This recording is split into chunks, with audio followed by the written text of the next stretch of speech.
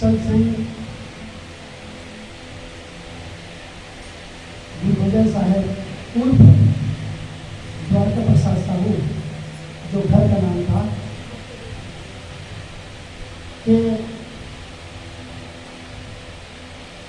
इस वर्ष कार्यक्रम में पुण्य स्मृति के कार्यक्रम में पधारे हुए हमारी साथी बहनें, जो सतगुरु कबीर सरकार आश्रम कायदा से आपके यहाँ पधारे हैं।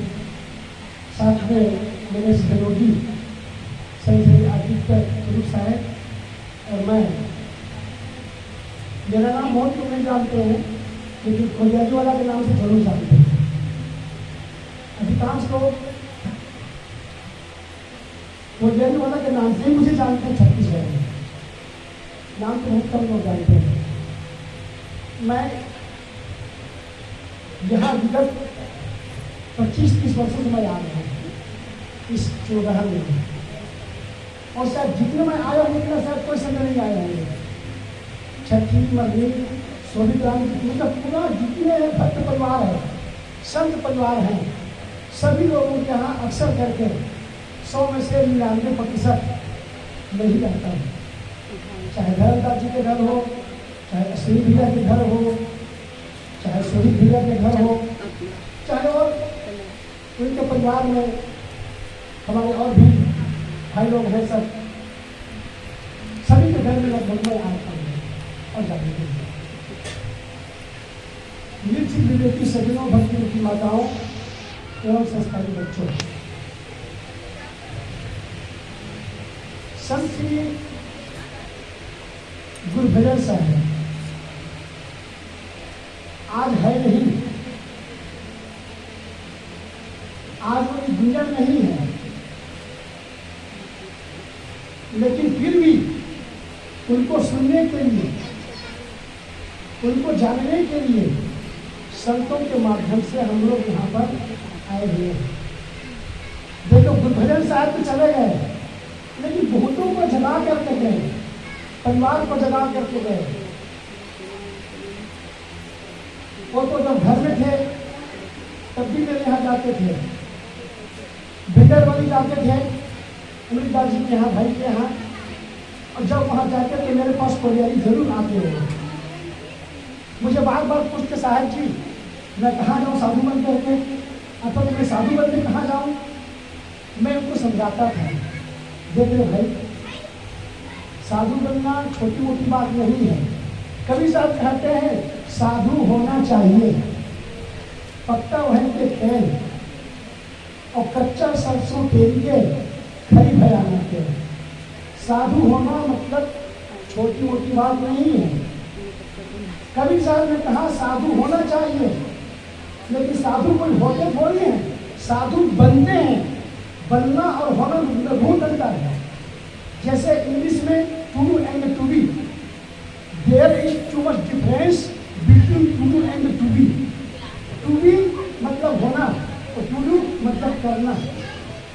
तो होना और करना 100 में से 99 साधु,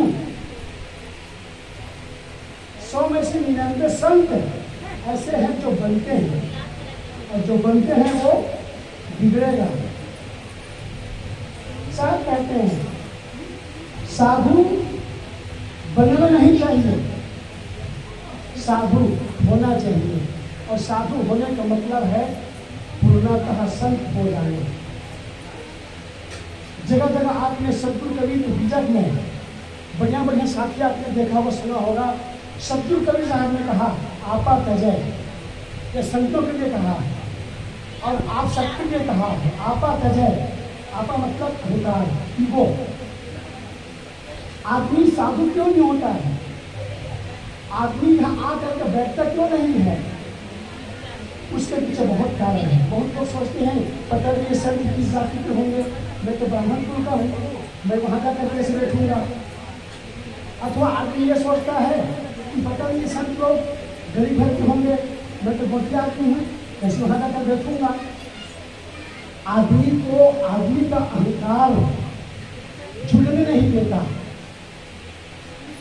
आदमी का अहंकार माता पिता के सामने, गुरु के सामने, बड़े के सामने न्योने नहीं देता है। और जो न्योता नहीं, जो झुकता नहीं है, उसे सब तो क्या बोलते हैं?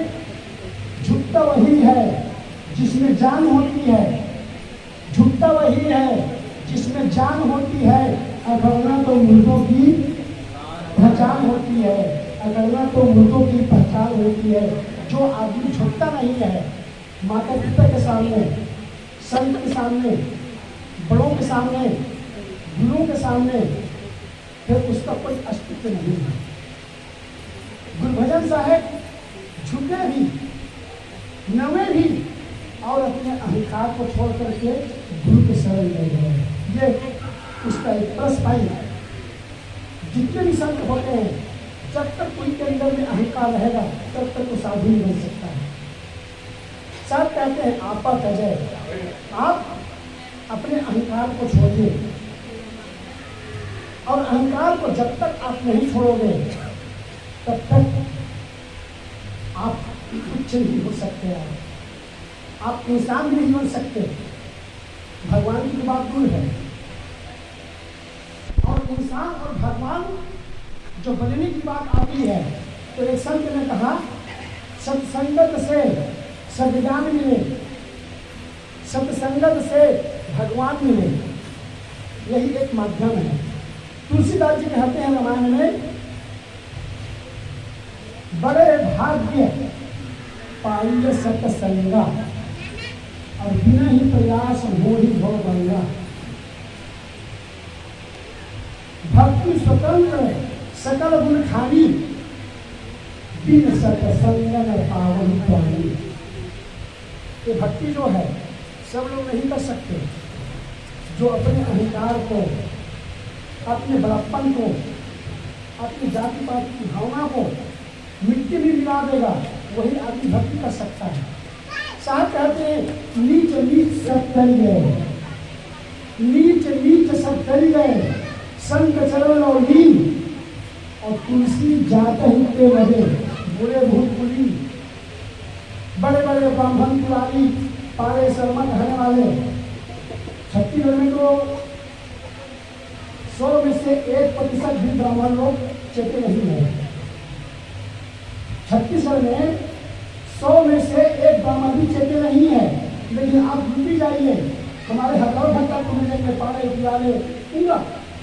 मेरे 6 गुरु भाई संत थे, 6 गुरु भाई, जिसमें अभिलाष साहब का नाम ब्राह्मणपुर का, गुरु साहब ब्राह्मणपुर का, गुरुनानंद साहब ब्राह्मणपुर का, विपक्ष साहब ब्राह्मणपुर का। मेरे 6 गुरु भाई ब्राह्मणपुर के हुए। और वहाँ जब देखेंगे, जैसे यहाँ गाँव के गाँव साहू लोग भक्त होते हैं, वैसे यूपी में गाँव के गाँव क्षत्रिय लोग, गाँव के गाँव ब्राह्मण हमारे भक्त होते हैं। और सबके घर भंडारा बनता है। और ऐसे भी ब्राह्मण हैं जो जानते नहीं। इसलिए साहब कहते हैं, आपा तजय, आप अपने आप को जब आप मिटा देते हो तब आपको दिशा सही होती है। अभी साहब क्या रहे थे, अभी स्वरूप साहब, दिशा और दशा। आदमी को जब तक दिशा नहीं मिलती है तब तक किसी की दशा सुधर नहीं सकती।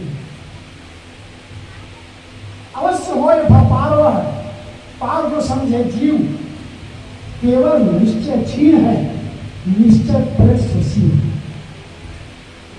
कितना अंतर है जीव शिव में? जीव और शिव में कितना अंतर है? जीव और शिव में केवल निश्चय तक अंतर है, ओनली डिटर्मिनेशन। आपके अंदर में यदि निश्चयता है तो आपके अंदर में वो भगवान साक्षात्कार है।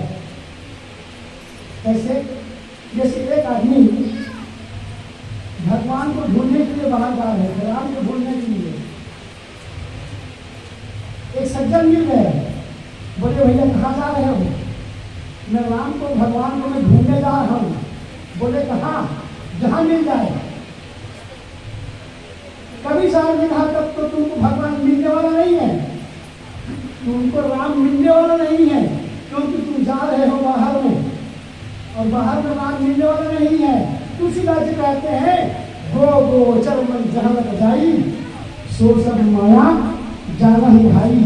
अभी बाहर में जाओगे तो तुमको माया मिलने वाली है, विश्व मिलने वाला है, ये वस्तु मिलने वाली है, ये परिवार के लोग मिलने वाले हैं, यहाँ आत्मा परमात्मा तुमको मिलने वाला नहीं है।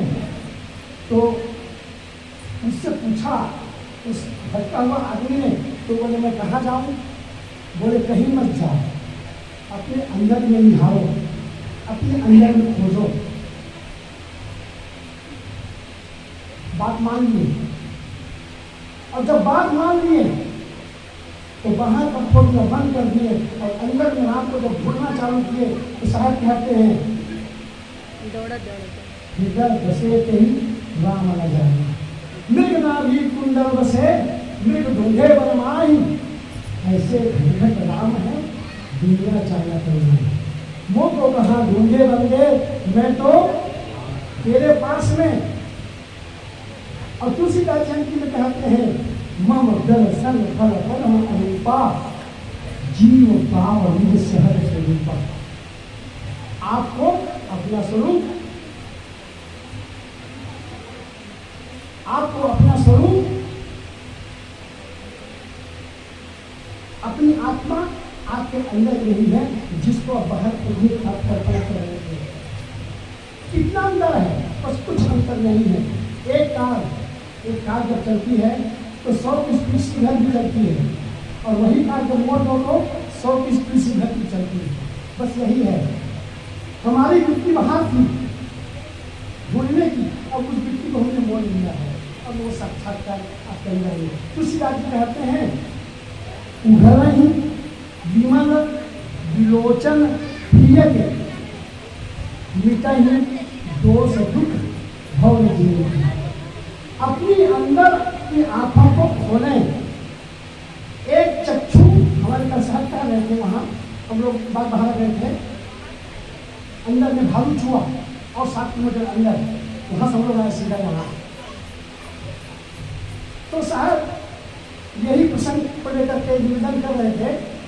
आदमी के अंदर 4 आंखें हैं, ऊपर की गऊ गई, की गई हेराए, कहाँ ही कबीर जाति चाली गई, ताको का पाए।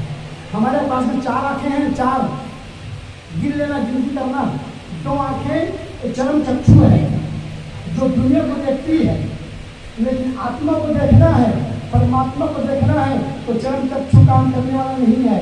ये बाहरी आंखें काम करने वाली नहीं है, क्योंकि ये आंखें दुनिया को देखने वाली है, लेकिन अंदर की आत्मा को देखना है, परमात्मा को देखना है। तो कहते हैं इस आंख को बंद करना पड़ेगा और अंदर की जो विवेक और विचार, जिसे बोलते हैं गीता की भाषा में कहें तो भगवान श्री कृष्ण ने कहा था दिव्य चक्षु, जिसे हम बोलते हैं इंग्लिश में होली आइज कॉन्शसनेस।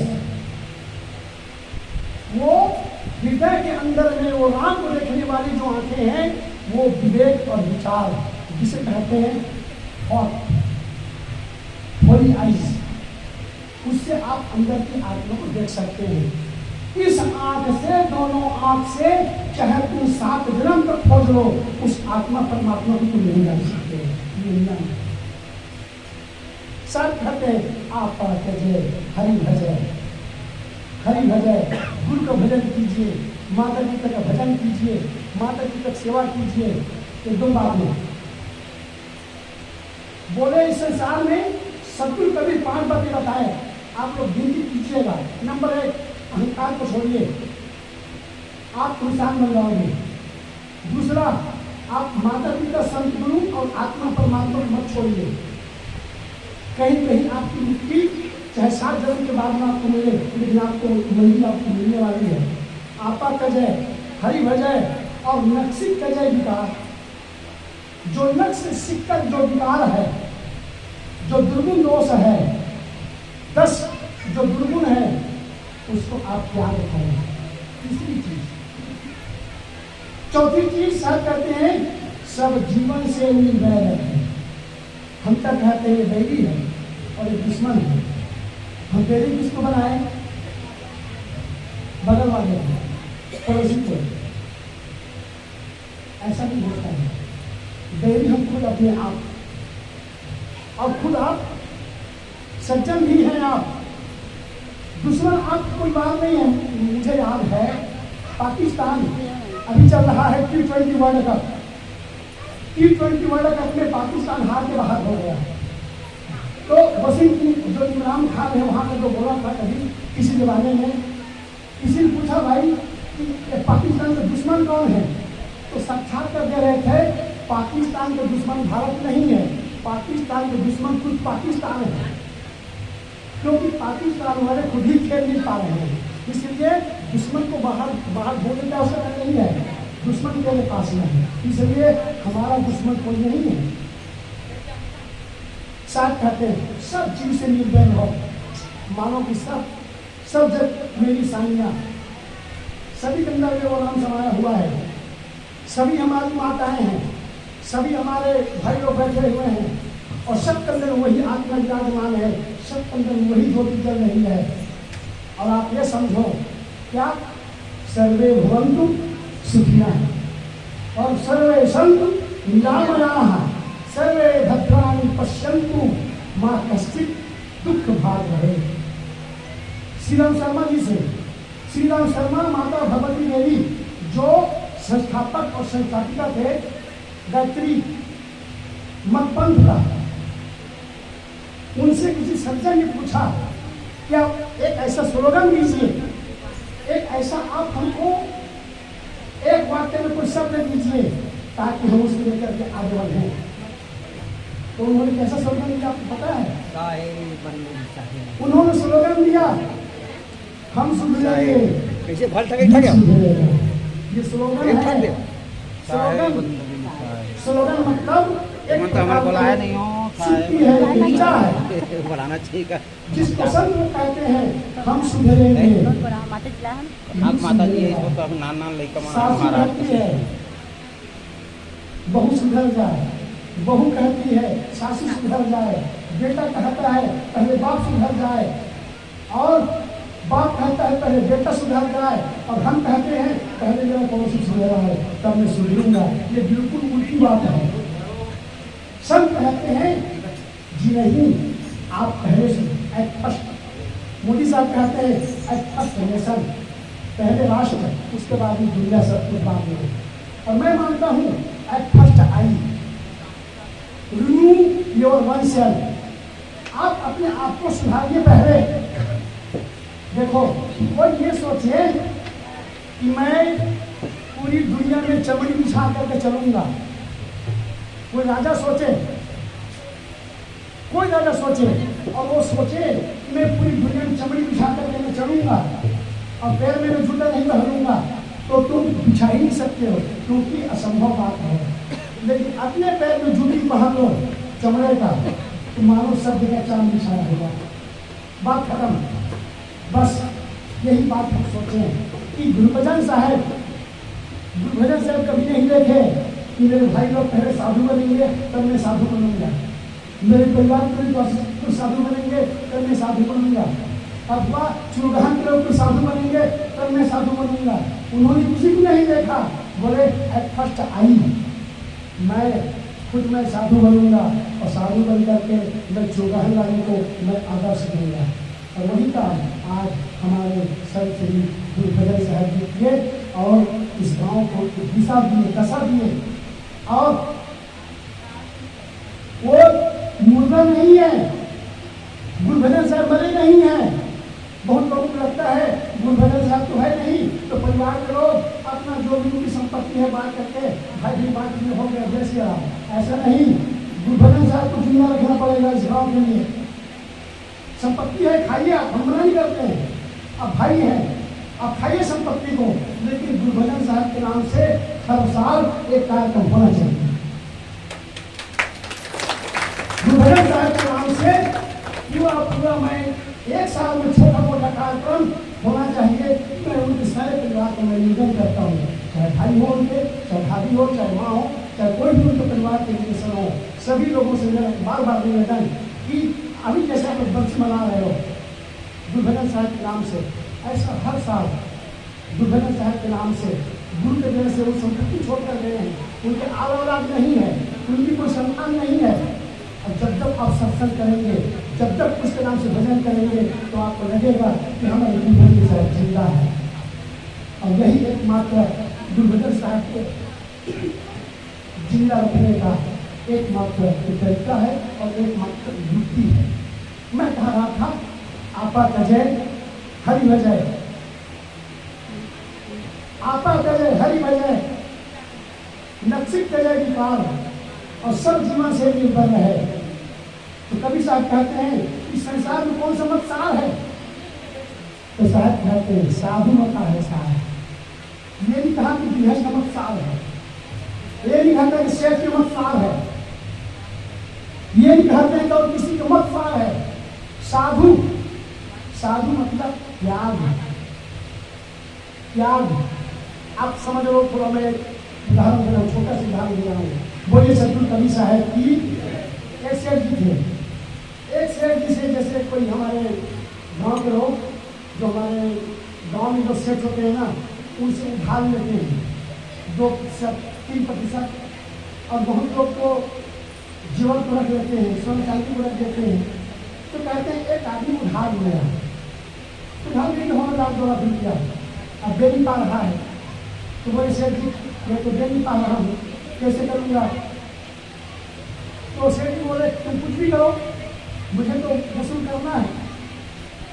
तो सेठ जी उनको चिल्लाते रहे, पैसा मांगते रहे, सेठ नहीं दिए।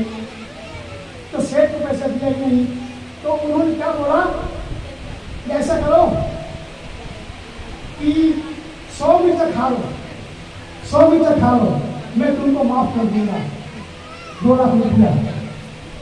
100 मिर्चा कहाँ खा सकता है आदमी? जब 2 मिर्चा खाता है ना तो आँख से, कान से, नाक से पानी निकलना चालू हो जाता है। अब हम भाई बिल्कुल मिर्चा नहीं खाते हैं और बार बार हम मना भी करते हैं भाई समाज में कि भाई उतना मिर्चा मत डालो कि पेट ले जाके अग्नि पैदा करे। इसीलिए वो बोले कि ठीक है मैं मिर्चा खा लूँगा। 5 मिर्चा खाए तो बोले सेठ जी मैं मिर्चा नहीं खा सकता हूँ। बोले अच्छा 5 प्याज खा लो, ये 100 प्याज खा लो। तो 100 प्याज, बोले चलो इसमें तो तीखा कम है।